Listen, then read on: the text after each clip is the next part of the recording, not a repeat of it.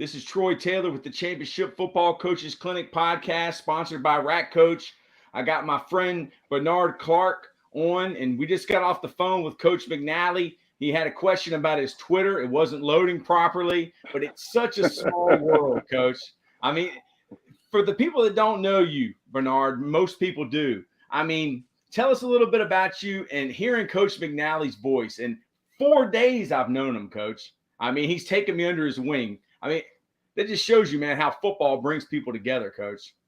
Yeah, there's no doubt about it. My name's Bernard Clark Jr. I use the junior now because I really want to represent my father in a strong way. I lost my father in 2019, but he gave me his name for a reason, so I want to make sure I carry on his name and carry on his legacy.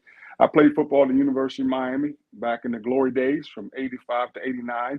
After that, I was drafted at third round by the Cincinnati Bengals, and that's where I connected with Coach McNally, the guy that Coach Taylor's talking about. Jim McNally was one of the best offensive line coaches that I had been around. He coached one of the greatest offensive linemen that I know of, and Anthony Munoz, also a great coach, and played a couple of years in the NFL.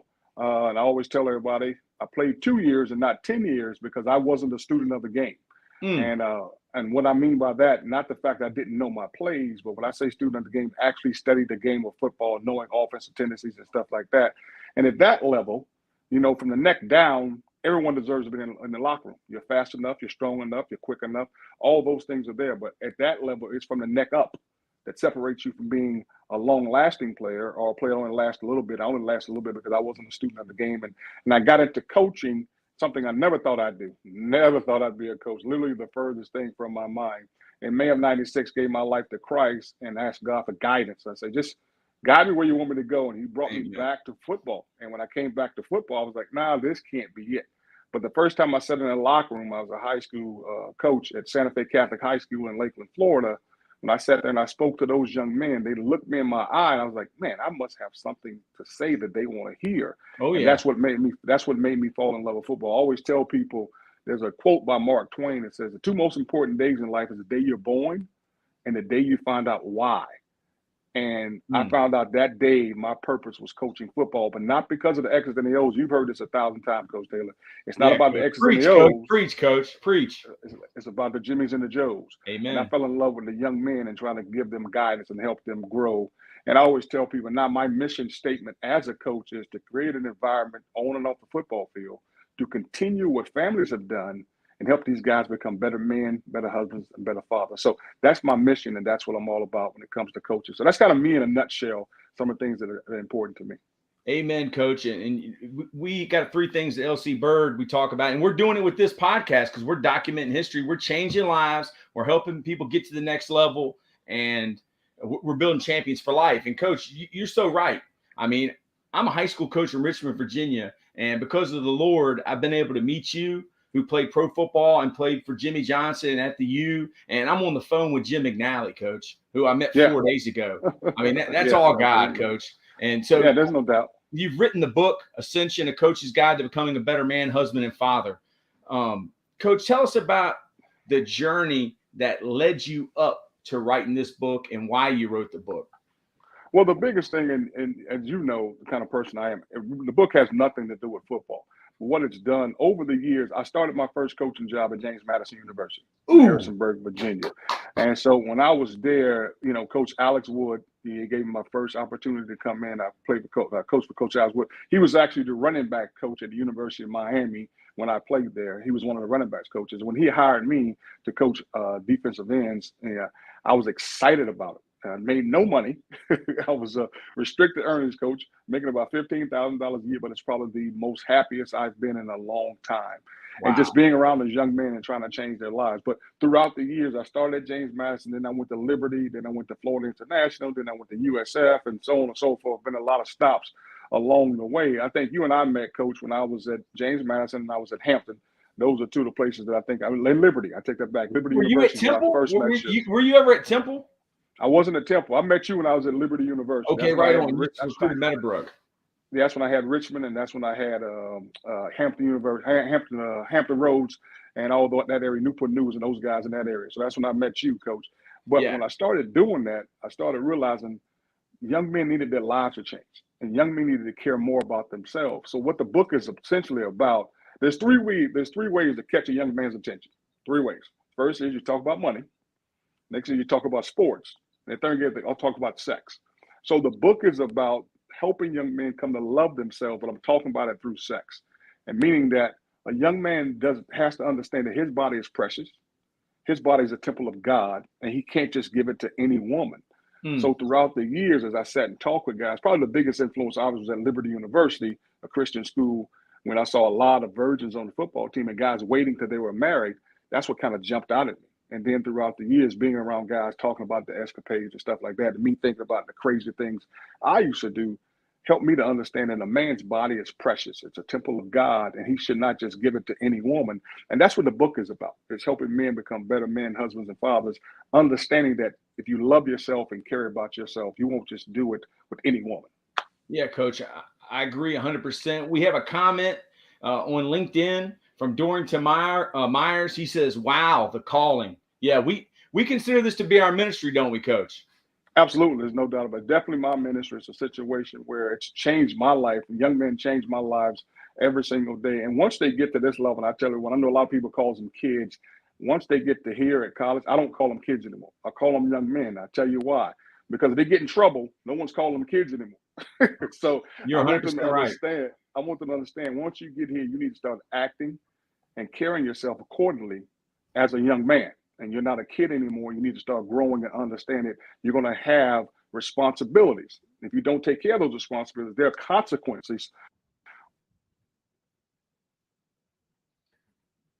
Coach might have got a phone call. He'll come back on here in a second. I'm going to type on here. If you have a question, leave a comment on Facebook or YouTube. Coach will be back on here in a minute. Yeah, where do you coach, Dorrington? I see you say you coach it, coach quarterbacks. This word was needed, man. I tell you, we have had a great month, Dorrington, on this podcast. We've been doing it a month, and within that month, I have been able to. Well, it ain't me, okay. I've been so blessed. And we've been able to get Coach McNally. We've been able to get Tony Franklin. We've been able to get Gene Chiswick. We've been able to get Bernard Clark. We just had on Brent Pry, who's the head coach of Virginia Tech, and this is all within a month. So Dorrington, if you need a good word, you got the right guy on here, Bernard Clark. So Bernard's getting ready to get on. He says his device is not connected. I might call him up real quick.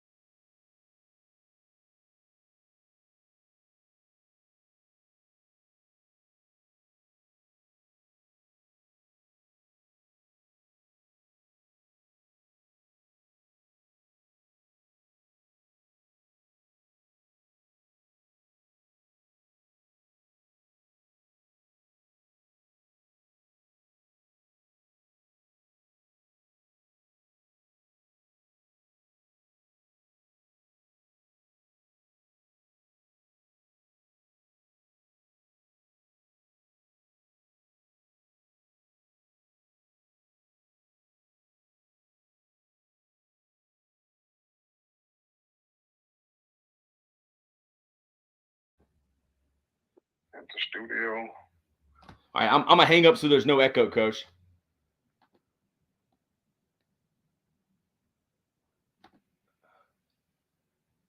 All right, are you on mute? No, I got you, Coach. All right, I think your mic might be on mute on that. You hear me, Coach? I'm good, Coach. I got you. You're good. So go. Dorrington Myers, Coach, said that he was just watching on LinkedIn, and he said he needed a good word. He said, "I'm the National Quarterback Scout, Developer, and Evaluator for all youth football. I was the Richmond Black Widows OC and quarterback coach last season, the Central Virginia Tigers quarterback coach last season. I also operate my academy, Sandwolf Academy, LLC. Everything has been a blessing so far." Yeah, Dorrington. So you're from Richmond, and I'm from Richmond, and Coach is from are you Tampa, from South Florida? I'm from Tampa, Florida. You're from Tampa. Okay, one of my best friends is in St. Pete. Okay, nice. Yeah, a lot of people think I'm from South Florida because I played in Miami. So a lot of people ask me, "Am I from Miami?" No, I'm originally from Tampa, Florida, born and raised. So what is that like? That's Central Florida, right, Coach? Yes, Central Florida. Absolutely.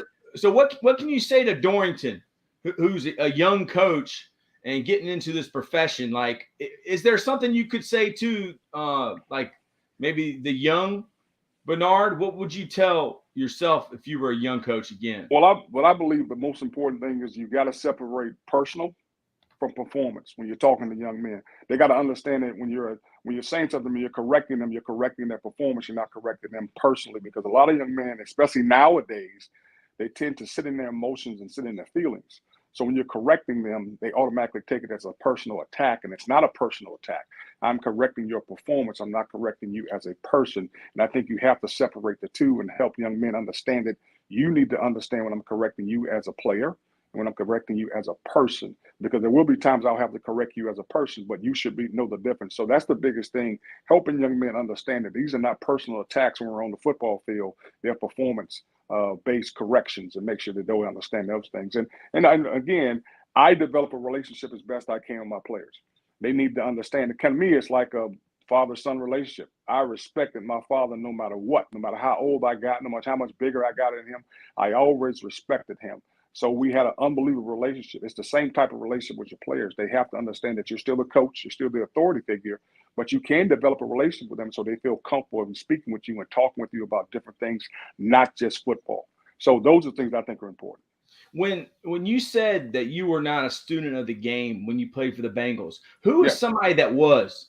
Who was somebody that you were like, wow, like this guy, he gets it? Or even looking back now? There were two guys who tried to teach me how to be a student of the game, but I just was so stubborn and such a knucklehead back then, didn't pay attention. And the linebackers that tried to teach me at that time, one was Leo Barker. He went to the University of New Mexico. And the other one's Leon White. Leon White played at Brigham Young University. And both those guys were outstanding players. Leon was an outside backer. We played the 3-4 defense under Dick LeBeau. And Leo was one of the inside backers. But actually, Leo could play any position on the field because he was an unbelievable coach when it came to those things. Those guys I admired, but because of that, but I didn't follow in their path. Because again, when you get to that level, my mindset was I'm 6'2". Mm-hmm. I was 240 at the time. You know, I ran a low 4.7, high 4.6, and I could hit. It carried me all through high school. It carried me through college. So I'm thinking, I'll get to the NFL, it's going to do the same. But when you get there, that's what everyone is there. It's the best of the best. So what separates you from the best of the best? You know, I always tell people probably one guy who's probably one of the most outstanding students of the game that I've known that played at University of Miami is Ed Reed. You know, just because Ed Reed's one of those guys people didn't think was real fast or whatever, but his ability to study the game and know what was going on. And the one play I remember is the play that Bill Belichick describes where he picks off Peyton Manning just because he knows where the ball is going because of how much film he studied and things along those lines. So that's what I mean by student of the game. And I always tell our players, guys, there are 4 things you must know every single play. What's the situation of the play? What's the down and distance of the play? What's the personnel that the offense is going to give you or the defense is going to give you? And finally, what's the formation? Got to know where the formation is. So those are the 4 things I always tell our guys to know. But obviously, other things you need to know when it goes with that, techniques and things that give you away, hints of an offensive lineman being heavy-handed or soft-handed. All those things I understood. I just didn't understand the schematics of the play and the schematics of the game. Yeah, Dorn, you said that's powerful. It worked well for my women's tackle team, along with the others. Knowing your players is some of the best advice I've ever been given. Absolutely. So my friend Kyle Anderson, coach, who lives down in South St. Pete, he's a big wrestling fan. So he wanted me to ask you, do you have any Dwayne "The Rock" Johnson stories? And I know you've been asked this a million times, coach. I do not, because you got to remember, Rock's younger than me. Yeah. Rock got that the late. The only story that I have of Dwayne "Rock" Johnson is when he was still there at the University of Miami. His name. We called him DJ because of Dwayne Johnson. So we called him DJ. And I remember he was from Tampa also. His family grew up. His dad had an apartment in Tampa for a little while. Mom and dad lived in Tampa for a little while. So he kind of grew up in that area. So I remember one night going out in a nightclub, and I had graduated from Miami, but I knew he played at Miami because I would go back and see him. And we ran into each other, one said, "What's up?" You know, always give each other a hug. You know, "What's up, Kane?" We call each other Kane and stuff like that. "How you doing?" So that's the only time, because he was younger than me. The one thing about him that I remember is when I went back and I would watch him, he would be in the weight room with a weight belt on back then, and he'd have a Walkman tucked in his weight belt. And I remember the strength and conditioning coach, Brad Roll was his name, and Brad Roll told me, he said, "I have to kick him out of the weight room," because he was in the weight room 2 and 3 hours because he was trying to get bigger, trying to get stronger, trying to get faster, trying to be the best player that he could be. And that's the one story I remember. But like I said, he came after me, so I didn't really know. Wow, coach. Had to kick him out of the weight room. Yeah. He got tired. He lifted too much weight. It was like, man, okay, you're a football player. Let's understand you're a football player. But again, it's paid off well for him. He's done an outstanding job, and probably one of the most well-known Canes that there are outside of football. Yeah, coach. I mean, he might be president one day. Who knows?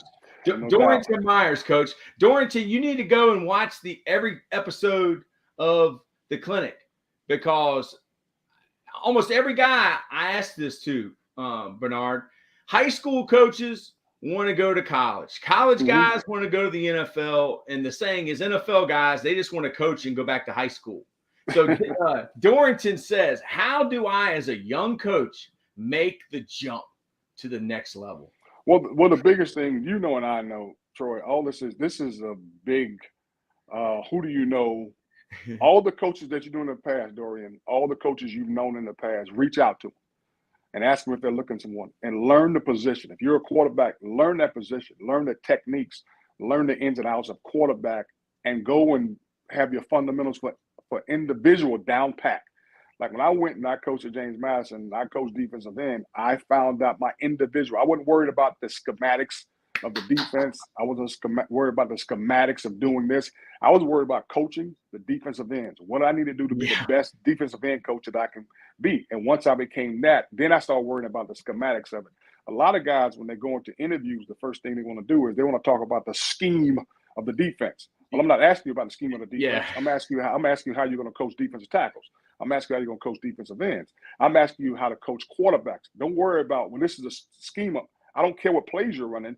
How you're going to coach the quarterbacks to fit the scheme that the offensive coordinator is talking about. So the first thing I do is become an individual coach, a well-rounded individual coach, and then start worrying about the other stuff.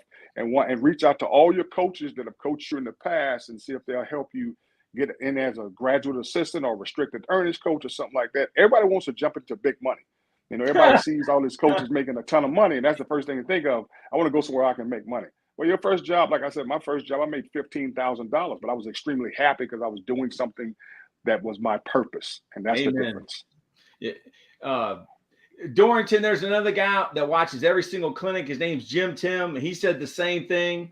And I mean, you got to network. Get on here, meet people. I mean, now Coach at least knows your name, and I know your name, and you're from Richmond. I didn't know who you were. And another thing is, like, I've been doing this podcast for a month, Bernard, but I got 24 years in football, and there's so many coaches that have been through my schools. Absolutely. And it just didn't happen overnight, Dorrington. So talk about that, Coach. I mean, how long did it take you before you became the head football coach at Robert Morris? I've been coaching. I started coaching in 1990. Now, the thing about it is I played ball for a long time. Like after I stopped playing in the NFL, I played arena football. So I didn't get into coaching until I was 32 years old. But I didn't become a head coach till I was 50.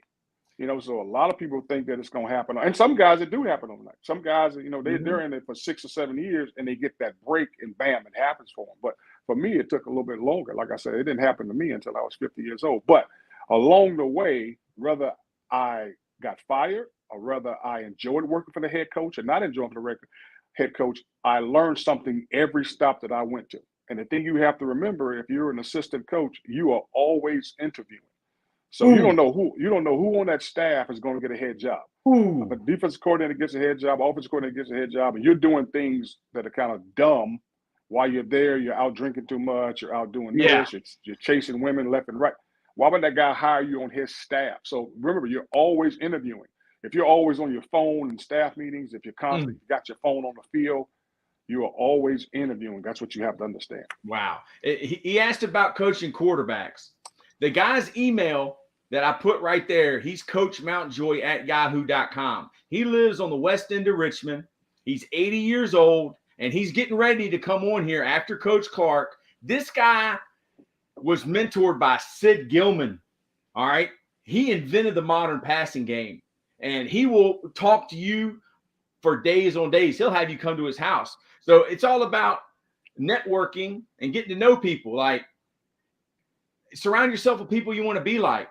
I mean, Coach, when you played at the University of Miami, I was a Redskin fan, so I hated Jimmy Johnson. He always beat my team. But now that I look back on it, I mean, this guy's responded to my Twitter messages before. I mean, what was so good about Coach Johnson? Well, I always tell everyone, when I first got to the University of Miami, there was a sign that went from the training room to the locker room. And that sign said, preparation plus opportunity equals success. And I took that to heart. And that was a sign. I don't know if Coach Johnson had the sign up there or somebody put up there. But I know when I got there, Coach Johnson had that sign up. And that's what I took to heart more than anything else. And the one thing he always told us was, you will all be treated fairly. You will not be treated equal. Man. And again, something else I took to heart. And what I understood by that was, if you're late for the bus, you're getting left. If you're late for the plane, you're getting left. I don't care if you're a starter. I don't care if you're second team, third team. That's what it boils down to. If you're a starter and you make a mistake, you're allowed to make mistakes. If you're a backup, and you make a mistake, something totally different. I know you heard about the infamous, the fumble running back at the Cowboys. Can't remember the running back's name. He fumbled the ball in the NFC playoff game, and Coach Johnson cut it. And someone asked Coach Johnson, what if Emmett would have cut? He said, he's not Emmett. And that's what it boils down to. Man. You all be treated fairly. You would not be treated equal. Starters just get more leeway on the field. Now, when they lose that starting position, the next starter gets the leeway. But when you're off the field, if you're late for a meeting, this is the punishment. And so he taught me to prepare myself for every opportunity that may come. But he also helped me understand that because I'm not a starter yet, I'm not going to be treated the same as a starter would on the football field. So those are the things that Coach Johnson jumped out to me about. You know, and some people would say, well, that guy's phony. You know, he doesn't do what's right. Well, at least he's being honest. He's telling you how it's going to be. Mm-hmm. Absolutely. I don't know anybody would call Coach Johnson phony to play for him. I don't know anybody that played for him to call him phony. Yeah, they might say double standard because, right, he's being authentic. I mean, that's really who he is, and he's telling you how it's going to be. And if you don't like it, then you're gone. You know. Well, Troy, you know, and I know that's life. Amen. That's what it boils down to. I mean, some people are going to be treated differently than other people, and that's in anything you do. It has nothing to do with football. That's just in life in general. I mean, it's a situation where if you're working at a business, if you're a salesman, you're selling. I was a car salesman before I became a coach. Whoever sold the most cars, that's who's getting treated the best for that month. If you sold 25 cars in that 1 month, you're getting treated better. You're getting the bonuses. And the guy that sold 5 cars, he's not getting those bonuses. Yeah. You know, that's what it boils down to. But if he's late to work, just like the guy that's late to work, you know, who sold 25 cars, there's going to be a problem with it. But what it boils down to, that guy selling more cars, that guy's going to get more rewards. That's just the way life is. And what you said about every day is an interview, I mean, that makes me think about Chris Beatty, who's the receiver coach for the Chargers. He was a high school coach in Virginia. Absolutely. Salem High School. Yeah, coach, he went to Northern Illinois to be the running back coach, and there was a defensive GA that all he wanted to do was talk ball with the offensive coaches and watch film, and nobody would do it other than Chris. And that's why he became the receiver coach for the Chargers, is because Brandon Staley was that GA. Wow. And that's what like you said, I mean, you're always interviewing. You never know who you're going to end up working for. That's why I've been in places where coaches will bring a cell phone to the practice field. I'm thinking, I'd never hire that guy. I've been places where Coaches have allowed, their players to do certain things. I would never hire that guy. So you're always interviewing no matter what. Yeah, who do you want to be on your team? Because somebody's going to be a head coach. Somebody's going to get a job. And coach, I get guys all the time, coaches that text me, "Hey Troy, do you know Brian Steinspring? He just got on at VMI." If you got to text me to get a job at VMI and text Coach Steinspring, like, dude, you ain't getting the job. Like, right. It's too late. It's like that Drake album. If you're hearing this, it's already too late. Like, talk about that, coach. Well, you're absolutely right. You're 100% right. And that's how I got my job at Colorado State. I coached at Colorado State for a season, and it just so happened that Sonny Lubick, who I have a great relationship with, Sonny Lubick was the defensive coordinator at the University of Miami. I kept in touch with him throughout the years, kept in touch with his sons throughout the years. And after he retired as the head coach at Colorado State, a couple of coaches came in, had a linebacker position open. I said, "Coach, can you make a call for me?" And he's like, "But, Tiger, my nickname's Tiger." He said, "Tiger, I can't get you the job." I said, "Coach, I don't need you to get me the job. I just need to interview. I'll get the job. Let me get in there." So he called the coach. Coach like, "Coach, because he knows you, absolutely, I'll interview him." Wow. And the simple fact, he knew I played for a coach at the University of Miami. I went out there and interviewed and ended up getting the job. And Coach, Steve Fairchild was a great guy. And then we managed to, we didn't play well that season, ended up getting fired. But the guy gave me an opportunity because of the coach that I knew. So when the young man was talking earlier, what do? You make those connections and you keep those connections. And like you said, Troy, you continue to network with those people and stay in touch with them, not in a phony way, but in an authentic way. I mean, it just makes me think, like, I haven't talked to you in a couple of years, Coach, and I text you, and you instantly text back yes, and then you call me. I'm on my way driving. Where you were headed? Where were you at, Coach? You were heading. Unfortunately, I had a death in the family in Florida, and my wife and I had to go home for her uncle's. Her uncle Willie Campbell had to go home for his funeral. But I called you back, like, absolutely, not a problem at all. But Troy, the thing I love about you, and the thing you have been this excited. Your enthusiasm level never goes down.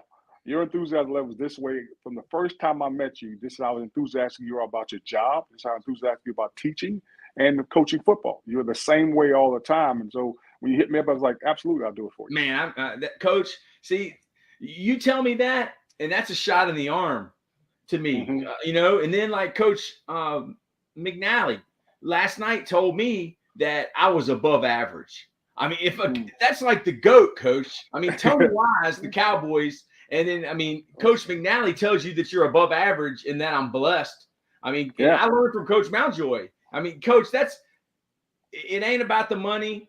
It ain't about, accolades. But when you never know what you can say that can change somebody or even be motivation. Talk about that, Coach. Well, a friend and I talk about it all the time. There's a difference between being successful and being significant because people see it in different ways. You see somebody like, let me try to think. Nick Saban. Job. Yeah. Nick Saban, extremely successful and significant. Yeah. You know what I'm saying? But I can't think of, what's the computer guy's name? Steve Jobs. Steve Jobs. Very successful. Now, Martin Luther King, not successful in the world's eyes, but one of the most significant people in the world's eyes. Mahatma Gandhi, not successful, extremely significant. Mother Teresa, not successful, but extremely significant. You're the Maya Angelou, Coach. Yeah. Exactly. So it goes down to success and significance. What's more important to you? In your case, Troy, like you said, I'm not worried about the money. I'm a successful high school coach. I've done a good job, but I've reached a lot of men. So to me, when I talk about better men, better husbands, better fathers, everybody wants to make $1 million a year. That's great. But what's important is that I'm significant to these young men. Amen. Okay, Dorrington's got a follow-up question, Coach. Okay. Is there a way to get noticed by college coaches? As a quarterback coach, what's the best way to network? Again, it goes back to what I said. You got to reach out to the coaches that you played for, Dorian. That's the first. I'm talking about high school coaches. Yeah. I'm talking about high school coaches. I'm talking about college coaches. Like you said, the fact that you're on here, you're sending out messages. Now you go ahead. Because I know his name. When you connect those coaches, that's when you get into it. Like I said, the way I got my first job was because Alex Wood coached running backs at the University of Miami when I was there, and he was the head coach at James Madison at the time. Now, when Alex left and took the job as the quarterbacks coach with the Minnesota Vikings, Mickey Matthews came in, and Mickey kept me on staff because he liked the way I interviewed, and he enjoyed the relationship I had with the players because a lot of players were like, "Hey, Coach Clark's a good guy. Could you keep him on the staff?" And I was a restricted earnings guy, so it wasn't like I was making a whole lot of money. It's like, absolutely. So he kept me on there. So it's been a way that I've gotten in the door. Now, the Liberty job, I always tell people, Liberty was strictly God. I knew no one on staff. I didn't know anybody there. I just sent my resume. The coach happened to see my resume, called me in. He really enjoyed how I interviewed well and things went well. But for the most part, Dorian, it's all about networking. It's all about reaching out to those coaches that you played for. Hopefully you had a good relationship with them, reaching out to high school coaches, the coaches you met along the way, reaching out to those guys. And that's how you get in. Because if you're not networking, it's going to be tough, because that's what it's just like Coach was just talking about, with a coach that taught the defensive coach offense, and now he has a job because Coach Staley, told Chris, hey, come on up. Yeah, I mean, I tell you, Dorrington, is like, I was a political science minor, and I had a guy he wasn't a coach, he was a political science teacher, and he told me it's all about networking. Everybody knows about social networking, but all social networking is real networking.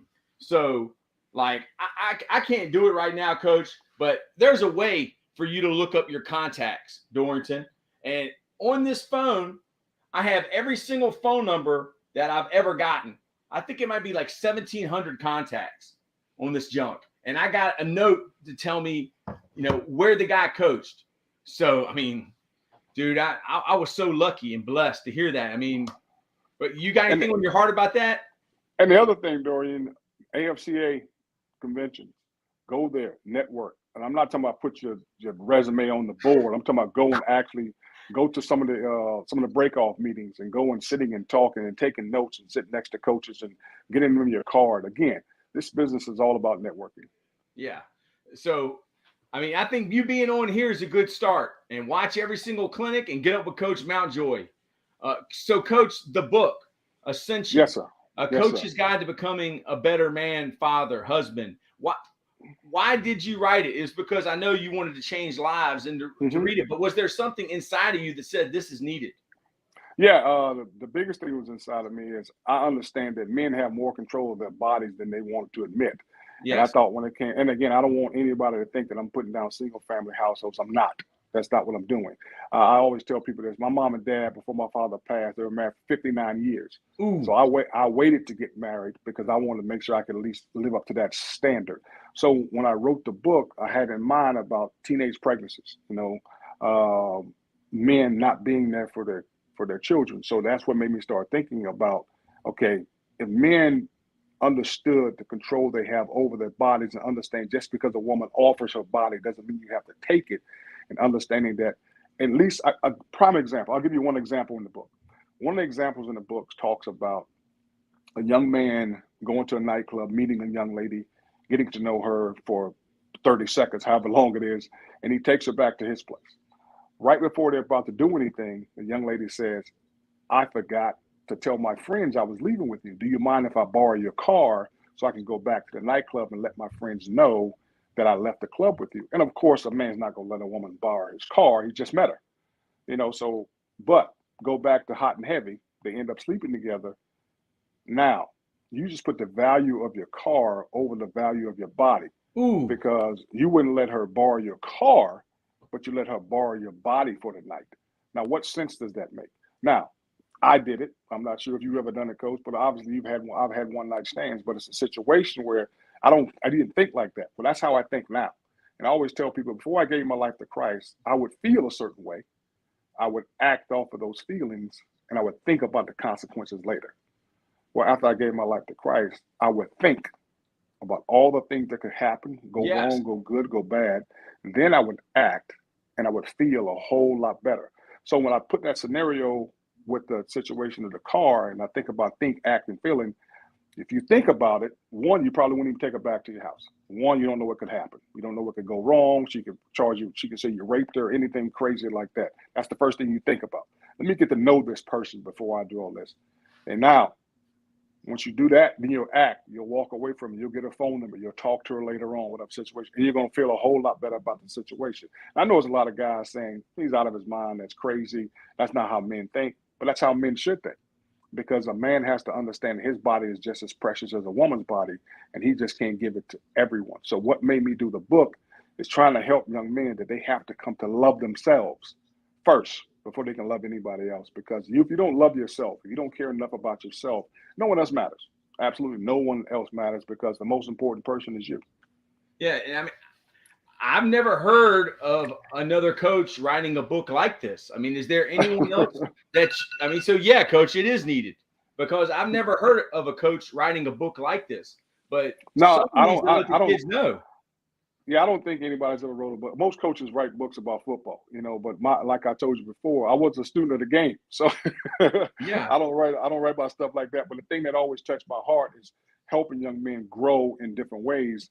And and I know, for the most part, most young men, they get caught up in the fact, if I don't make it to the NFL, I'm not worth it, or I'm not worthy, all this other stuff. I would tell people it's 1,700 jobs in the NFL. That's it. 1,700 jobs. And ain't 1,700 jobs coming open every year. So there's only about 350 jobs coming open every year in the NFL. So find some value in yourself and not just put all your value into football. Football is what you do. It's not who you are. So start putting value in yourself and understand how important you are as a person, and find your purpose in life, because what's more important than your purpose? Nothing. There's nothing more important than your purpose. So, like, I was so blessed at a young age to, start coaching, and I was like, man, this is what I'm supposed to be doing. For somebody who is out there, might be a young man, I'm like someone Dorrington's age, and they're a young coach and they've been coaching and they're not really sure. What advice would you give that person to find what their purpose is? Is it prayer? How do you do it, Coach? I think prayer is definitely important, no doubt about that, Coach. But probably more important than that is find something that you would do for free. And as crazy as that sounds, I would coach for free. It was a situation when I first started coaching, I was coaching for free at that high school because I didn't get paid to coach at that high school. But I enjoyed it that much. And it's like when an artist or a singer, they will sing for free. They'll do whatever they do. Obviously, once you start making money, it's better. But at the same time, if it's something that you'll do for free, you have a passion for it. You love it because it's something you'll do. You can do something else to make money on the side, but that one thing that you love, you'll do it for free. And that's how I look. That's how I see it. Like Coach McNally asked me last night after we did 2 hours. He said, "You don't get paid for this?" And I was like, "No, Coach." And I was like, just getting to know you and talk to you is worth it to me. I do this for free. I mean, yeah, absolutely. What is it, like 1 penny for 1,000 ad views? I mean, we might get 500, we might get 1,000 just plain views. Yeah, I do it for free. I love it, and I've been doing it for a month. And I mean, a lot of people, they don't know me unless they come into the school, or if I get to know another coach. On a personal basis. So this is a way for people to see me. So they go, that's that crazy guy. Or like I had a coach that came and coached for me, and he was saying, like, well, before I got here, people were saying that you're a hothead and you cuss the players out and you treat people bad. He was like, it's the furthest thing from the truth. Have you ever had to deal with anything like that? Oh, of course. I mean, I think people that don't know you, they're always going to say something about you, but that's what it boils down. But I've never had to deal to a level that wouldn't get me a job. I was always able to get a job. It wasn't a person, because once people sit and talk with me and see how authentic I am and understand the passion I have for the game, I try not to use profanity when coaching players. But if I do, it's a demanding level. It's not a demeaning level, and that's the difference. Everything if you can get away with it, as long as you're demanding, as long as they understand you're coming from a place of love, I think you'll be fine with players. Is when you get outside of that, you become demeaning and you start disrespecting a player. That's when that becomes a problem or anything else. And and I know young men recognize that right away. That's one thing. They know when you've been authentic and when you're not being authentic. And so that's the great thing about it. I mean, what you're saying, I've heard from almost every coach I've had on this thing. I've done, I think, 70 in 30 days, maybe more. But I can see you doing more. Be honest with you, Coach. Like I said, your enthusiasm, your passion is unbelievable. So I mean, I just got Timothy Kite, E+R=O. Mm-hmm. He's coming on. I mean, the guy's like works with USC, worked with Urban Meyer. Like, what is it? Effect plus reaction equals outcome. Like that book guy. I mean, it's unbelievable. But like every coach, I had a guy when I first started doing this. He asked me. He was like, I'm at a place where the last 2 jobs I related to the kids and they related to me. But at this job, he was like, it was easy. But this job, I've had kids tell me, oh, you don't understand me. You don't look like me. You're trying to change me. Like, it doesn't have anything to do with what you look like, Coach. It has to do with being authentic, being genuine. So talk about that. Like somebody like Jimmy Johnson. I mean, he's from Oklahoma or Arkansas or something. He's not from South Florida, but he was the coach in Miami. So talk about that. The great coaches like Coach McNally.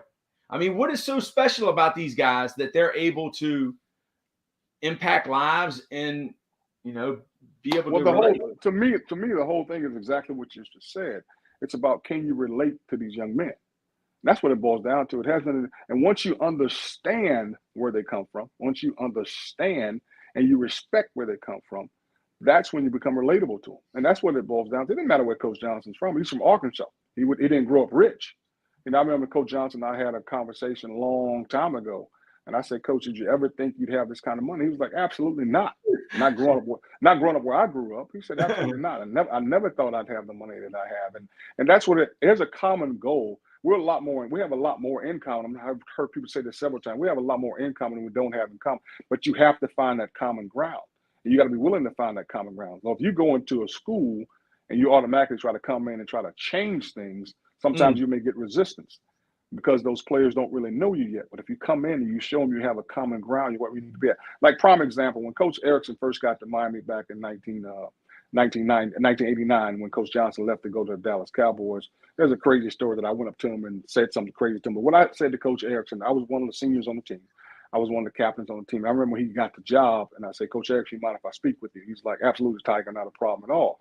And I said, Coach Erickson, this is what you need to understand. We do things different here. If you come in and you slowly come in and try to get things where we need to be met, and you don't try to come in with a heavy hand, we can win a national championship. But if you come in and you try to change everything automatically and do this and that, I said, you're probably going to get a little resistance. It's not going to be good. He said, I will take that under advisement. And that's what Coach Erickson did. He came in and he slowly started changing things. He didn't come in and try to change things all the way. He slowly changed things here. He got the offense guys to believe in him. He got the defensive guys to believe in him. And we slowly started changing things. We won a national championship. And he won another one before he left. So Coach Erickson did that because that's what he believed. He believed that if I come in and treat these young men with respect and I learn to relate to them, things are going to be so much better. So this is my friend Kyle that had the question about The Rock. And Kyle, I don't know if you were listening, but he said that he did not play with The Rock, but when he would go back, that The Rock's from Tampa and you're from St. Pete, but that the strength coach had to kick him out of the weight room. And Coach Bald wants to know Orange Bowl MVP. Yes, where Nick, I was the Orange Bowl's MVP. Yeah, go ahead, Coach. You can read it, Coach. And, no problem. By the grace of God, this past December, I was inducted into the Orange Bowl Hall of Fame. So that was something that was outstanding. Nickname Tiger came from when I was 6 months old. It was nothing crazy. When I was 6 months old, my mom said people would try to pick me up out of the crib and I'd fight like a little tiger. So she gave me the nickname Tiger. And great job, coaches. Thanks for the blessings. Yeah, absolutely. Appreciate you, Coach. Thanks for coming on. But that's nothing crazy. My mom gave me that name when I was 6 months old. And I appreciate it. Yeah, absolutely. It's stuff. And pretty much when anybody calls you that, you know that they really know you because that's what you've always gone by, you know. That's the crazy thing about whenever a Miami fan say Tiger Clark, I'm like, they actually watch Miami football because most people that know me in that era, when I was growing up in that era, they'll call me Tiger. But most people now call me Bernard. Yeah. I mean, and what a special program to be a part of. And like that's one thing, like Coach Erickson, he took over a national championship program. If he tries to blow that thing up and change everything, like it's going to blow up in his face. But he was smart enough to listen to you. And I've talked to two guys that knew Coach Belichick, and they said that he is the best listener of all time. He listens to everybody. Can you talk about that? A job of a man being a good listener. Well, that's the most important thing. I mean, because not just hearing a person, because when you hear a person, you're just waiting for your opportunity to talk. You're hearing them because as soon as they stop talking, I got something I want to say. and actually listening to someone and paying attention to what they're saying and believing what they said. And Coach Erickson actually listened to me and listened to what I had to say. And I respect him because of that. And not only that, the fact that he would listen to a freaking 22-year-old was also crazy. But he knew that I had the pulse of a team. And so he listened to what I had to say. Listening is probably one of the most important tools there is. That's the reason God gave you one mouth and 2 ears, so you can listen twice as much. Yeah. I mean, and Nick Saban says that all the time. And I mean, that's something that us as coaches, we have to do is we have to listen. So talk a little bit about being a husband, Coach, and being a good husband, because, that's part of the book too. There's no doubt. Well, if you notice, it's better men, better husbands, and then better fathers, and that's why I put it that way. Now, I've never been a father. I've never been a father, but I'm a father figure. Never had kids, but I'm a father figure. We have a lot of young men that work underneath me. Being a husband is, it hasn't been challenging for me because I love my wife, and my wife loves football, and that's the great thing about our relationship. She understood when I decided to become a coach. She knew it was going to be crazy. I probably moved her about 10 times. She knew it'd be a wild roller coaster ride, but also she became a flight attendant. So it's a lot easier for us to move and her to get where I need to be at and where I need to go and stuff like that. So she also took that route, knowing it would make it easier for her. So we have a great relationship. I tell everyone we've been married. June will be 21 years we've been married. And I think we've had maybe 3 arguments, and I couldn't tell you what they were about. But the most important thing that her and I do is we communicate with each other. I'll let her know what's going on at work. If something's bothering me, if something's bothering her, she'll let me know.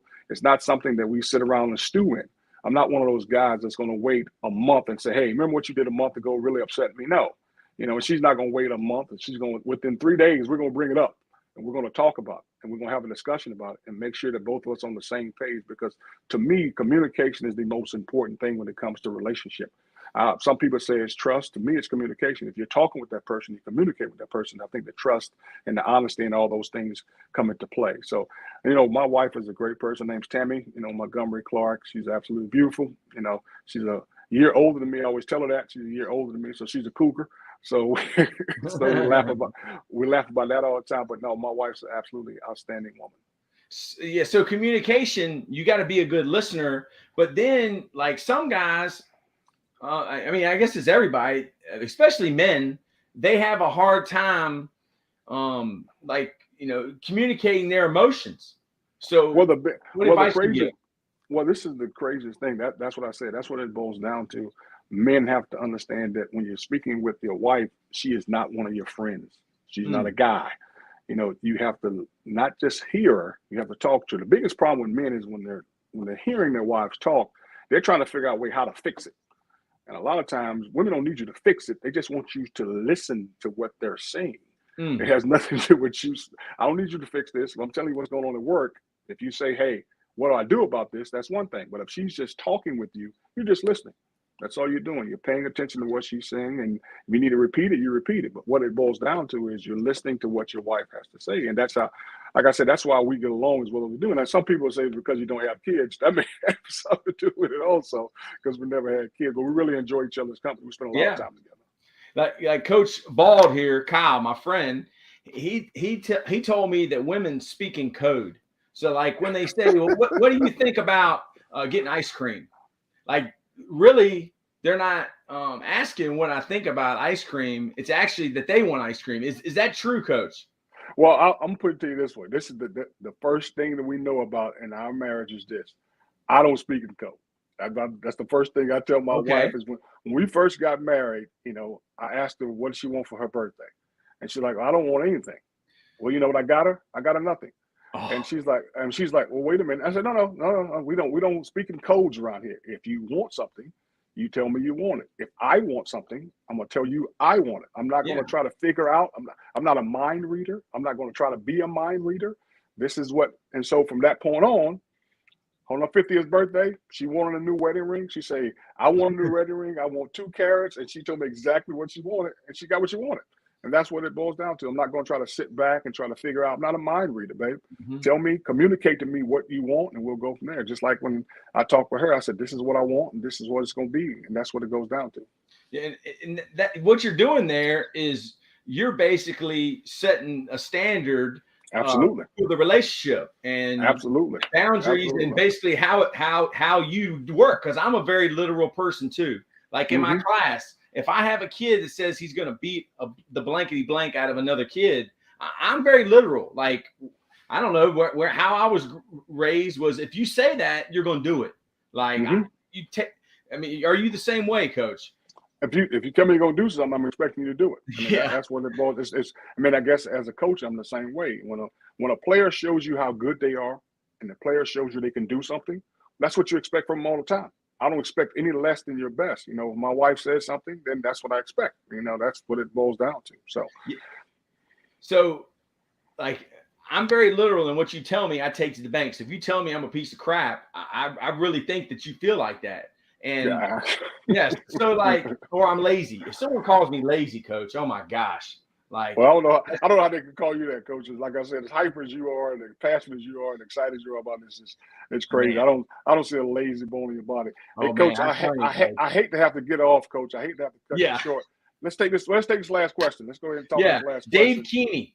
All right, he coached at UVA and Penn State. What was his responsibility as middle linebacker versus Oklahoma when Miami aligned him 3 yards off the ball?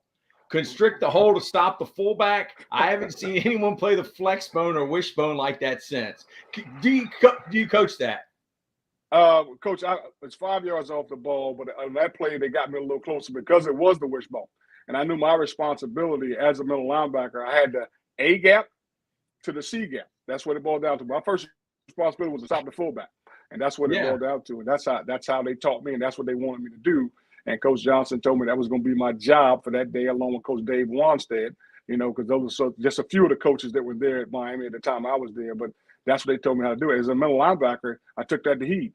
And I didn't want the fullback to gain a yard. And if I could make it to the quarterback and the pitch man, I made it there. But my job was to make sure I stopped anything that came up the A gap.